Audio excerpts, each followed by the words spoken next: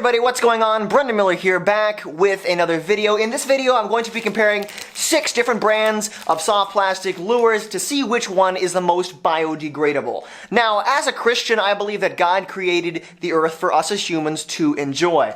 But I also believe it's our responsibility as humans to take care of this planet. With that being said, I am not an environmental extremist, but I do think it is important to take care of this planet.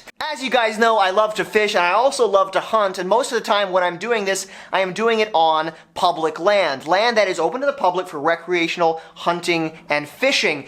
And it is sad how many times I come across trash just piled all over the place. Alright guys, I'm just walking around this beautiful forest right here and look what I find. Look at that. See that? Not cool. I think it's important for us as outdoorsmen to take care of the land that we are given for recreational hunting and fishing. Now, as any seasoned angler knows, losing lures is part of the game of fishing. You can lose lures on a branch under the water or on some rocks under the water. Sometimes lures just literally fly off your line if you're not as afraid, or a big fish can break your line and you lose a lure like that. So losing lures is inevitable, but the thing I want to see is what happens to a lure once it is lost in the water. How long does it take for a lure to break down? So my plan for this video is to take 6 different brands of fishing lures, put them in water for a month, and see what happens to them. Without further ado, let's jump right into it. I want to make one quick disclaimer before we actually get into the experiment. This is not a scientific test. I am not a scientist. I am simply somebody who is just trying this for my own curiosity. I'm not trying to poop on any of the brands featured in this video. I'm just very curious to see what happens when you put different types of fishing lures in water for a month. The first brand I decided to go with for this video is the Creme plastic worm. This is the original plastic worm that started the whole craze around soft plastics. Right here, as you can see, the color scheme is really impressive. It actually looks like a real worm, which I think is awesome. It's got a very nice feel in the hand. The plastic is a little bit stiff, but it's also quite supple, so it'll be eager to see how this performs when it's put underwater for an extended period of time. The next brand I decided to go with is a brand that I have used for many years, and it has caught me a ton of fish. This is the classic Zoom finesse worm right here, and I gotta say, this bait feels a little bit different. Unlike the last bait, this bait has salt injected into the bait. So that is going to be interesting to see how that breaks down when it's put under the water. Yeah, the plastic feels a little bit different, but pretty similar to the Creme lure nonetheless. It'll be interesting to see what happens to this lure when it is put under the water. And then the next lure I decided to go with is the Yum finesse worm. Are you noticing a pattern? All of the lures featured in this experiment are finesse worms because I wanted to use similar styles of lures so we have an accurate comparison when it comes to assessing which one is the most biodegradable. But as you can see right here, this is the Yum finesse worm. This bait is fantastic. The plastic feel is a little softer than the Yum, and this bait also has salt baked into it as well as their signature scent. The next brand I decided to go with is the Kevin Van Dam Perfect Plastic series right here. This is the Dream Shot. This bait has a totally different feel. It's got a lot softer feel than the Yum and the Zoom and the Creme lure. This definitely feels like a different style of plastic, a different recipe altogether. This also has a lot of salt baked in to the bait as well as their signature coffee scent, so it'll be interesting to see what happens to this bait when it is put in the water. And of course, I had to go with the classic Yum Power Worm, a staple in fishermen's tackle boxes for years. Now, I know this is not a finesse worm, this is a curly tail worm, but it's basically the same thing as the other ones, plus I couldn't find a power bait finesse worm at Walmart, so I had to make do with this. This bait is unique because this is a little bit different style of plastic. Berkley really likes to use a lot of technology in infusing this bait with scent, with salt, with their own signature recipe, so it's going to be interesting to see how this bait breaks down when it is put under the water. And last but not least, we have one of the most cutting-edge lures on the market, in my opinion, the Yum, what is this? This is just a Nightcrawler. Okay, the Yum Nightcrawler right here. These baits are state-of-the-art because, in my opinion, they are the closest thing you can get to live bait. They have a texture and a scent that does really, really well when it comes to catching fish in very, very difficult scenarios. I truly believe this is the closest thing you can get to live bait, and I always try to have some in my tackle box. So this bait is state of the art. It's got its own unique scent, its own unique recipe for the plastic, and it has a different feel. It's definitely a lot stiffer, possibly the most stiff lure I'll be testing in this experiment, but it'll be interesting to see how this bait breaks down when it is put under the water. All right, with that out of the way, let's put these baits in some jars, pour in some water, and let them sit. Alright, so the setup is going to be very basic. I have some jars right here. I'm going to put a lure in each jar and fill it with water. Now the water is not water from the spigot. I actually went out and got this water out of a spring. So this is water that came straight out of the ground. It's going to be a lot more similar to the water that's found in ponds and lakes. It's going to have the different bacteria and stuff like that. If I would get water out of the sink, it would be run through a filtration system and there wouldn't be as much minerals and bacteria. And that is going to play a part in breaking these baits down, I feel. Again, I'm not a scientist, but I believe that's going to be the case. So, I am going to grab my baits. You'll notice that all the baits that I grabbed, they're all worm-shaped. I wanted to try and keep each bait kind of the same size. Some of the sizes vary a little bit, but for the most part, they are the general shape, and so it'll be easier to see which one breaks down the most. With that being said, let's fill some jars with some water and some lures. So I'm just going to get my jar right there. Going to start off with the Berkley Gulp. I'm only going to put one specimen in. Got my worm right here. Plunk! In it goes. And then I'm going to fill it with water.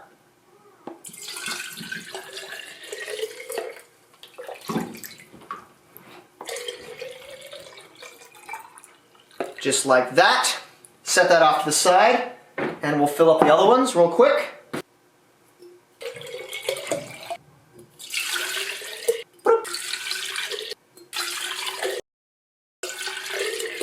As you guys can see, I have all 6 baits in their respective jars in the water. I gotta say, this looks pretty cool. It looks like some sort of mad scientist experiment going down right here. Obviously, I'm going to put covers on the tops of these jars, but I'm not going to seal them airtight. I'm gonna allow some air to still be able to get in there, just to allow these baits to have a realistic environment. When they are underwater, the water is exposed to the air. It's not in a sealed jar. So that is what I'm going to do.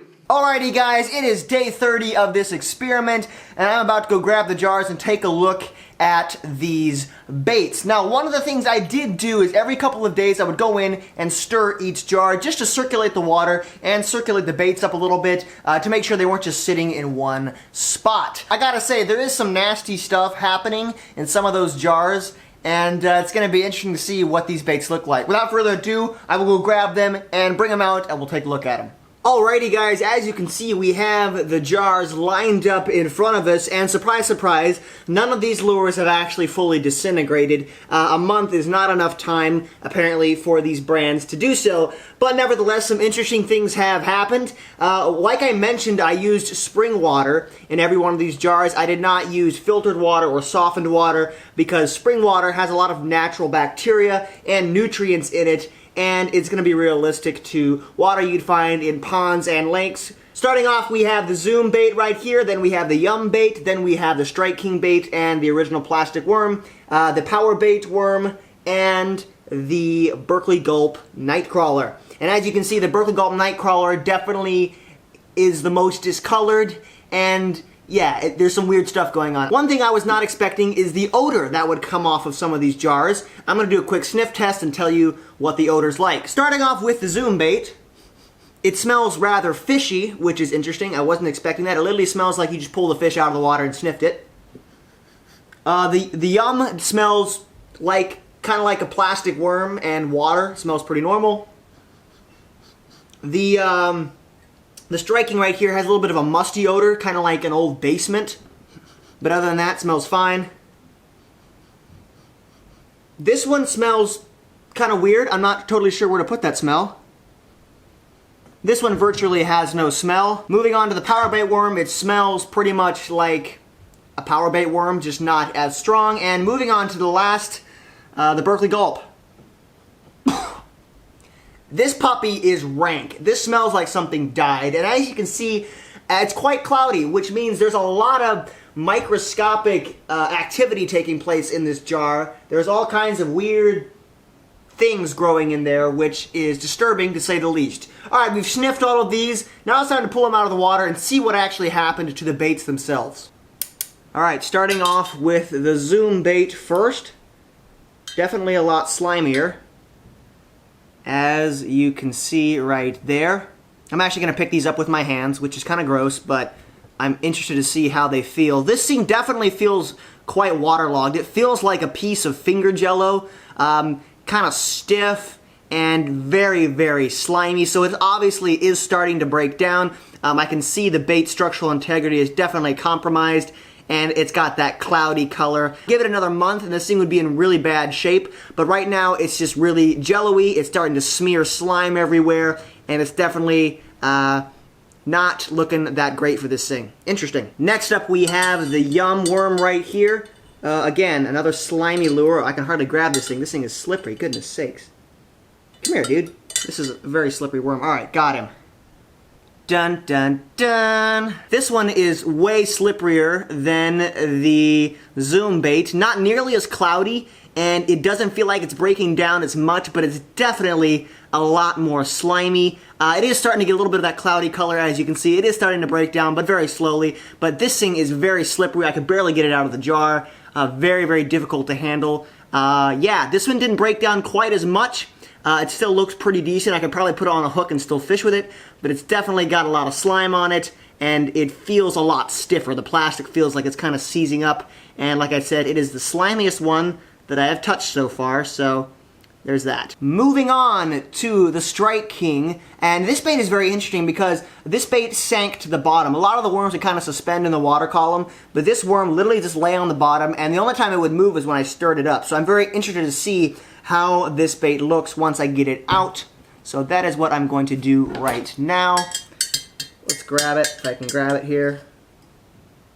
There we go. Ooh, this one does look very slimy as well. Alright, so this one feels a little bit softer to the touch, but it definitely is slimy, and I'm starting to notice a bunch of little micro, kind of look like pimples appearing on the bait, and this is very common. If you've ever seen a lure that's been left in the water for a long period of time, they tend to get these little pimples that appear on them, and I think that is a salt reacting with the water and causing little pimples. I think it's actually the salt drawing water into the plastic, and that causes those pimples. So there's definitely some slime and gunk coming off this thing, but it's not nearly as slimy as I thought it would be. It has a very interesting texture. It definitely feels like it's starting to break down, but not quite as much as the others. The original plastic worm. This one is really interesting because nothing really happened to it for like the first 3 or 4 weeks. It looked totally normal. It was only in the last couple of weeks that it started to get a little bit cloudy in there. There's definitely some microorganisms living in this jar, which is kind of disturbing. As you can see, it's quite buoyant, so it's floating around having a good time. It is not very discolored at all, so I'm interested to see what this bait is going to be like when it comes out of the water. Alright, so let's take a look. Alright, upon first impression, this thing is slimy. Very slimy, as a matter of fact. And the rubber definitely feels a little bit stiffer. It definitely feels like it is starting to break down, but this bait honestly looks pretty normal. All I'd really have to do is rub this slime off and put it on a hook, and it would be totally fine. This bait looks like it just came out of the package. It might have faded just a tad, but overall this bait is held up very, very well, which is interesting. Moving on to the Power Worm. Ooh, definitely a very slimy candidate right here. Alright, upon first inspection, this bait is very slimy like the rest. The plastic, again, feels a little bit stiff, like it is kind of seizing up, and there's definitely gunk coming off of it. If I feel the tail section right here, I can definitely feel the plastic is starting to break down, due to the fact that there's probably a lot of salt in this bait, and the salt, again, when it's exposed to water, begins to break down. This bait was a nice translucent purple when I got it, and now it is definitely dulled its color significantly, but overall, it feels pretty intact. I'm actually quite surprised. I thought this bait would break down a lot more. It definitely shows signs of breaking down, but again, you could probably put this on a hook and still fish with it. Other than the fact that the color's a little bit faded and the tail is kind of slimy and falling apart, this bait is pretty decent. Alrighty guys, the last one of the bunch, the Berkley Gulp Minnow. I'm honestly not looking forward to handling this, and trust me, I will be sanitizing my hands after I'm done with this because some of this stuff looks a little bit weird. Let's grab the worm out of the water. Now, one of the most interesting things about this worm is the fact that it is probably the most complex when it comes to the overall chemical makeup. The recipe they use for these worms is very complex. There's a lot of scent, there's salt, there's all kinds of different additives in this thing, and I thought for sure this bait would break down like crazy. I mean, if you look at the jar, it is full of all kinds of nastiness, and I thought this bait would pretty much be non-existent by the end of the 30 days. Well, it is in pretty good shape. One of the things I'm noticing about this bait right away is that it is a lot more soft than it was out of the package. So there's definitely something happening. It definitely is starting to break down, but I would have thought this bait would have broken down a lot more given all the stuff that was in the jar. It looks pretty normal, and it smells pretty rank. I'll give it that. So guys, there you go. That is what happens when you leave lures in a jar of water for 30 days. It was actually a really interesting experiment, and overall I'd say the lure that broke down the most was the Zoom worm. I think because of the fact that it has so much salt in it, that salt starts to dissolve in the water and the worm definitely starts to break down. For sure the Zoom broke down quite a bit. I'd say followed by the Yum and the Strike King baits. The original plastic worm probably held up the best. That thing literally looked like I just pulled it out of the package. It didn't hardly break down at all. As far as the Berkley Gulp Minnow and the Power Bait worm, I thought those lures would break down a lot faster because they have so many additives in them, but they actually held up pretty well. The Power Bait worm definitely started to break down, but the Berkley Gulp worm still looks pretty good, other than the fact that it got a lot softer and there was all kinds of nasty things living in the jar. So what did we learn from this experiment? Well, we learned a number of things. We learned that Berkley Gulp gets really rank if you leave it in a jar for a while, and we learned that Zoom lures actually break down a decent amount during a 30-day period underwater. And another thing we learned is that lures don't break down super fast under the water. Going into this experiment, I kind of expected that because I have found some really crusty baits that have been underwater for who knows how long, and they still maintain their shape even though they're really swollen and slimy. So bait manufacturers, you could do a better job in making your baits a little more biodegradable, and fishermen, we can be a little more responsible. So bait manufacturers, you could do a little bit more work and make your baits a little more biodegradable. That would definitely help out the environment a little bit. And fishermen, we can be a lot more responsible with plastic lures out on the water. One of the things I can think of right off the top of my head is don't throw away torn up plastics into the water. Take them home and throw them in the trash where they belong. Anyway, guys, I hope you enjoyed this video. I think I'm going to continue this experiment. I'm going to keep these baits in these jars. If you guys want to see an update in like 2 or 3 months and see what has happened to them then, let me know down in the comments below. If you guys want to see more experiments like this, obviously let me know down there as well. If you want to support the channel, check out the affiliate links down below. There are links to my signature series swim baits, as well as stuff that I use on a regular basis to fish and to create content on this channel. If you click one of the Amazon links, keep in mind that it is an affiliate link and I get a little bit of kickback if you buy anything through that link. Anyway, guys, thank you so much for watching, and as always, stay hooked. I'll see you later.